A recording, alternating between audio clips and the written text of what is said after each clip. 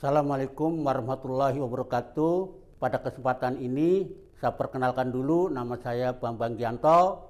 Saya adalah dosen dari Politeknik SD Allen Jakarta dan pengampu mata kuliah Hukum Administrasi Negara.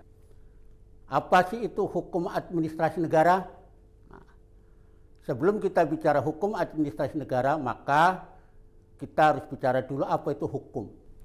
Hukum itu adalah seperangkat aturan, baik yang tertulis maupun yang tidak tertulis, yang dibuat oleh lembaga-lembaga resmi, yang bertujuan untuk mengatur masyarakat agar terwujudnya satu keadilan, satu kesejahteraan, satu keteraturan. Sifatnya memaksa. Apabila dilanggar, maka akan dikenakan sanksi. Ya, itu bicara pengertian daripada hukum secara umum. Nah, kemudian kita bicara mengenai hukum administrasi negara. Apa itu hukum administrasi negara? Nah, hukum administrasi negara adalah menguji hubungan hukum istimewa. Ya, menguji hubungan hukum istimewa antara pejabat administrasi negara ya, kepada masyarakat, apakah itu individu maupun badan hukum perdata, terkait dengan tugas mereka yang khusus. Jadi hubungan istimewa. Istimewanya siapa? Saya selaku pejabat administrasi negara dan Anda selaku masyarakat. Ya. Contohnya apa? Ya. Contohnya adalah dalam hal Anda mengajukan satu permohonan. Ya, satu permohonan. Itu adalah hubungan hukum istimewa antara saya sebagai pejabat yang memberikan pelayanan, karena tugas saya adalah memberikan pelayanan kepada Anda dan Anda mengajukan permohonan. Jadi hubungan hukum istimewa ya. Hanya saya saja dengan pemohon. Jadi sifatnya tidak umum, khusus. Nah, kecuali kalau itu namanya peraturan. Nah, kalau peraturan itu bisa umum. Tapi karena ini hukum administrasi negara. Nah, hukum administrasi negara itu adalah, dengan administrasi negara itu diibaratkan satu keping mata uang. Ya. Manakala administrasinya tertib, maka hukum tidak akan masuk. Ya. Nah, ini beberapa pengertian. Nah, tentunya tidak akan semuanya saya baca. Nah, kalau kata si Cornelis van Vollenhoven, hukum administrasi negara adalah semua kaidah-kaidah hukum, ya, bukan hukum tata negara material, bukan hukum perdata material, dan bukan hukum pidana material. Jadi harus dibedakan, ada material, ada formil. Kalau material itu terkait dengan isinya, kalau formil itu adalah terkait dengan acaranya. Sekarang hukum tata negara material. Apa itu hukum tata negara material? Hukumnya mengatur berdirinya suatu lembaga negara, mengatur tugas fungsi satu lembaga negara, mengatur hubungan antar satu lembaga negara, ya, mengatur sengketa antar, itu menjadi ranahnya hukum tata negara. Tapi manakala tugas dan fungsi itu dijalankan, maka masuklah hukum administrasi negara. Di mana masuknya? Yaitu pada saat tugas fungsi itu dijalankan oleh Anda sebagai pejabat administrasi negara, sebagai pejabat pemerintah, sebagai pegawai pemerintah. Ya, kita semua ini yang melaksanakan tugas pemerintahan disebut pejabat administrasi negara atau pejabat pemerintahan. Nah, jadi kalau hukum perdata material, material itu adalah kita sering sebut dengan KUH perdata. Ya, di situ mengatur antara jual beli, sewa menyewa. Bukan itu ranahnya hukum administrasi negara. Begitu juga dengan hukum pidana material. Ya, hukum pidana material itu yang mengatur apa yang ada dalam KUH pidana. Itu juga bukan menjadi ranahnya hukum administrasi negara. Oleh karena itu di sini dikatakan oleh van Vollenhoven bahwa hukum administrasi negara adalah terkenal dengan teori residu, teori sisa, yang tidak diatur oleh hukum perdata material, yang tidak diatur oleh hukum tata negara material, yang tidak diatur oleh hukum pidana material. Nah, kita lanjut ya. Itu nanti bisa dibaca soal pengertian-pengertian daripada hukum administrasi negara. Nah, bagaimana hakikat daripada hukum administrasi negara? Mengatur hubungan hukum antara pemerintah dengan warganya, ya, serta memberikan perlindungan hukum kepada masyarakat atau warga negaranya dari tindakan sewenang-wenang aparatur pemerintah, dari tindakan sewenang-wenang pejabat administrasi negara. Ya. Jadi melindungi warga masyarakat. Warga itu ada individu maupun badan hukum perdata. Ya. Karena badan hukum perdata, PT, CV, Yayasan, Koperasi itu adalah merupakan subjek hukum. Begitu juga dengan kita sebagai individu.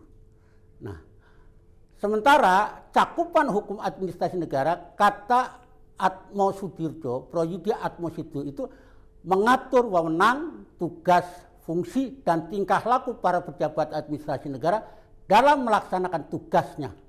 Apakah dalam melaksanakan tugasnya itu sesuai dengan aturan-aturan yang ada di dalam ketentuan?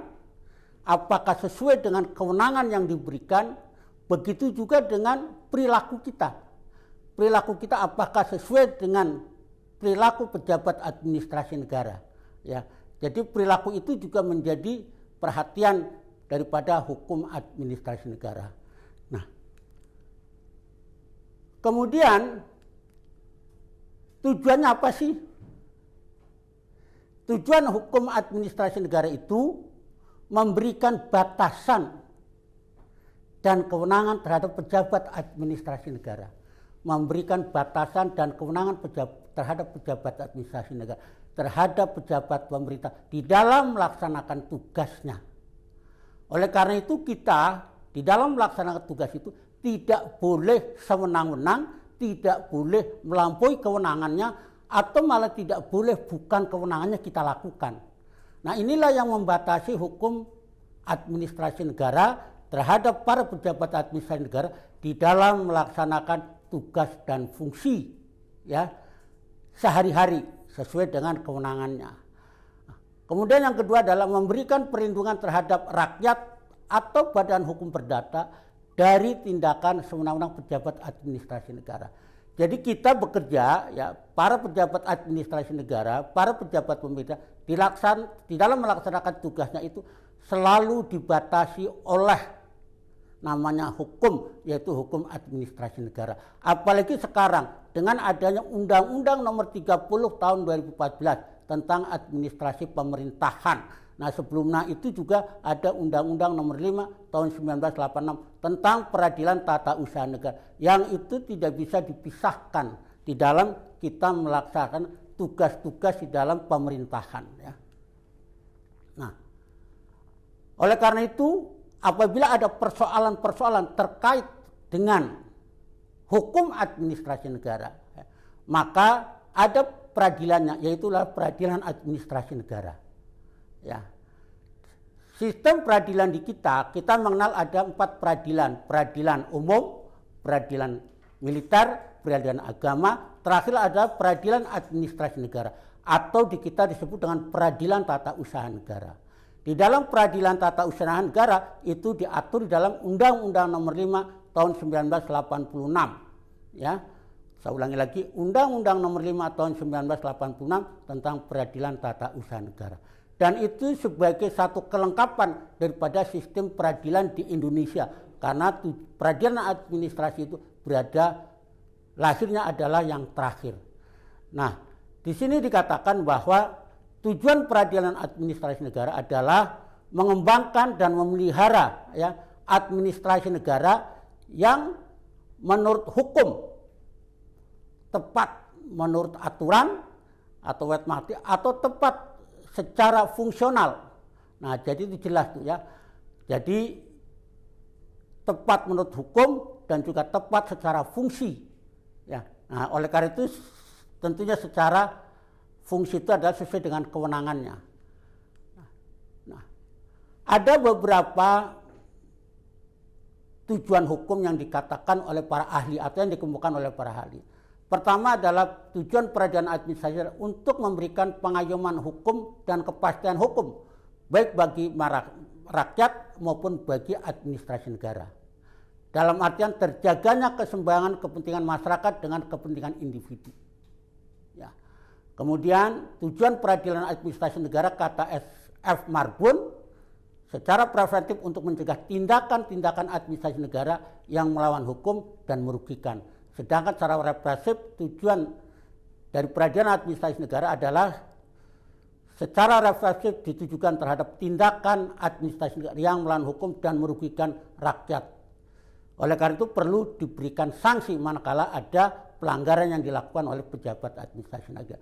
Jadi intinya adalah keberadaan peradilan administrasi itu melindungi kepada warga masyarakat, apakah itu individu maupun badan hukum perdata, dari tindakan sewenang-wenang, ya.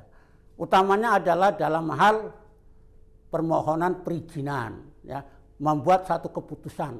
Keputusan itu manakala itu merugikan maka bisa diajukan kepada peradilan administrasi negara atau dalam peradilan tata usaha negara atau yang dikenal dengan sengketa tata usaha negara.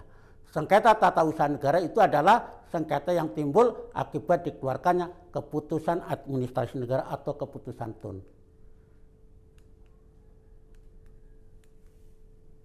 Oke, nah. Kemudian kenapa lahir Undang-Undang Nomor 5 Tahun 1986 tentang Peradilan Tata Usaha Negara sebagaimana diubah dengan Undang-Undang Nomor 9 Tahun 2004. Kita sebenarnya beruntung di dalam Pasal 1 ayat 3 Undang Dasar 45 disebutkan negara Indonesia adalah negara hukum. Ya. Tapi sebelum amandemen Undang-Undang Dasar 45 itu dijelaskan di dalam pembukaan, di dalam penjelasan Undang-Undang Dasar 45, yaitu yang terkenal dengan 7 kunci pokok. Ya, 7 kunci pokok. Nah, di situ dijelaskan itu negara Indonesia negara berdasarkan atas hukum, tidak berdasarkan atas kekuasaan. Nah, alasan pendirian dari peradilan tata usaha negara adalah mencapai satu masyarakat adil dan makmur. Filosofinya itu ada landasan filosofis, ada landasan yuridis. Landasan filosofis itu adalah yang melatar belakangi alasan kenapa perlu didirikan peradilan tata usaha negara. Ya. Pertama, mencapai satu masyarakat adil dan makmur. Kedua, negara Indonesia adalah negara hukum. Tadi saya sudah dijelaskan di dalam penjelasan Undang-Undang 45. Dan sekarang adalah di dalam pasal 1 ayat 3 Undang-Undang Dasar 45 pasca amandemen.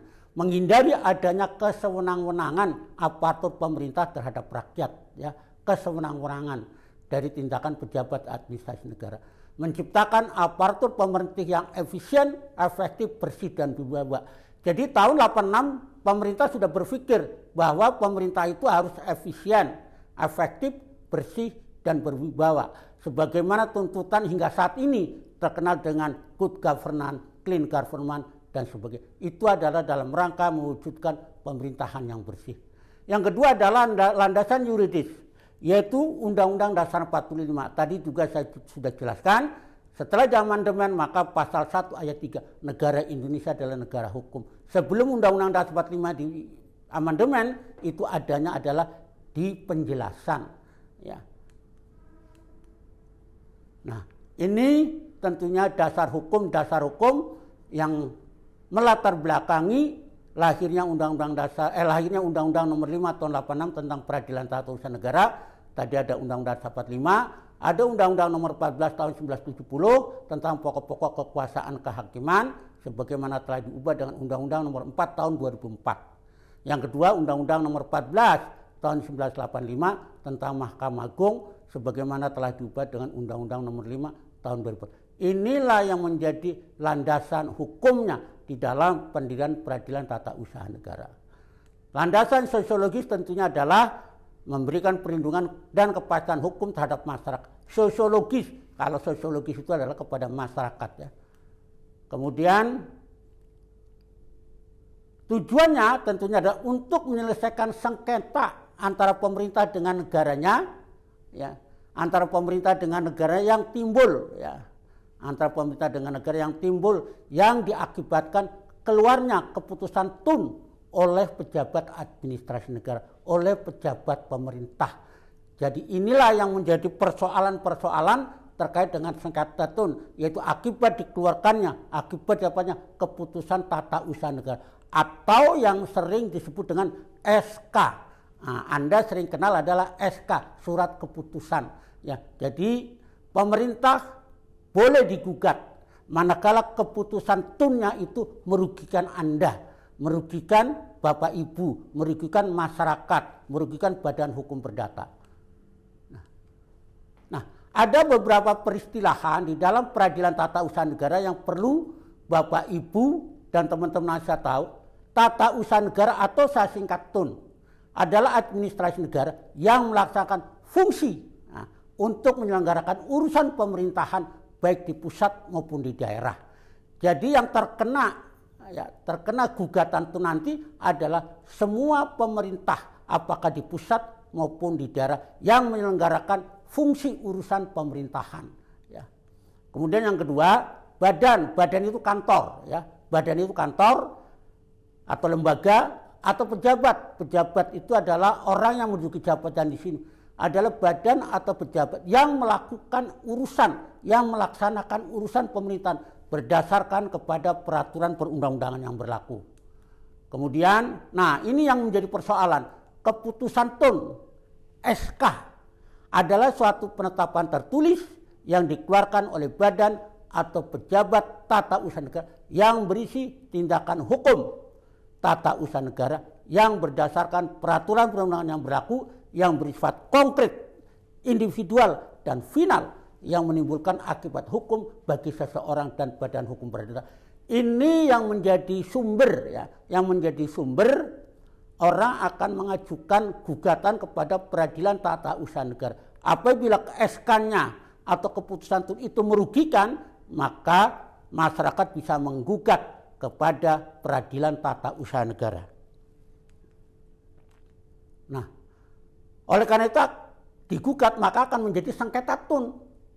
Sengketa tata usaha negara adalah sengketa yang timbul dalam bidang tata usaha negara antara orang atau badan hukum perdata dengan badan atau pejabat TUN baik di pusat maupun di daerah sebagai akibat dikeluarkannya keputusan TUN, sebagai akibat dikeluarkannya SK, termasuk sengketa kepegawaian berdasarkan peraturan perundang-undangan yang berlaku. Sengketa kepegawaian juga bisa termasuk sengketa TUN dan bisa diajukan kepada peradilan tata usaha negara. Itu terkait dengan materi hukum administrasi negara. Ini adalah baru bagian kecil sebenarnya, masih banyak yang perlu dikemukakan. Nanti pada kesempatan yang lain akan kita bahas kembali, ya, akan kita jelaskan kembali terkait dengan apa saja yang menjadi persoalan-persoalan dalam hukum administrasi negara. Demikian, wassalamualaikum warahmatullahi wabarakatuh. Sekian Sobat Setia untuk video pembelajarannya hari ini. Jangan lupa like, komen, dan subscribe. Sampai ketemu lagi di video pembelajaran berikutnya.